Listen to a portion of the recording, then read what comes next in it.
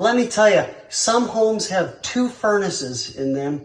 We have one for downstairs, one for the upstairs, or one for the far part of the house, or one for the other side of the house. We want to make sure that we change both filters in the house. So let's change this one out. A lot of people ask me, what MERV should I get? Well, the larger filters here are 16 MERV, which is, this is 16 MERV. We change that out probably about once every 5 months in that area. But if you just have a regular filter, a 7 MERV is just right. If you get something that's too big, you're not going to get enough airflow to pass through the coil, and that can cause some real problems. So let's take this filter out here.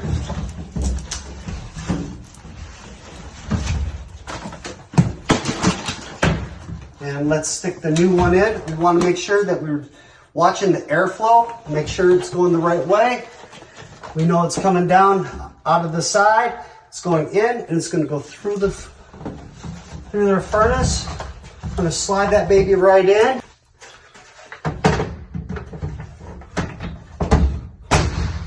Put that in, and that's how we change an air filter.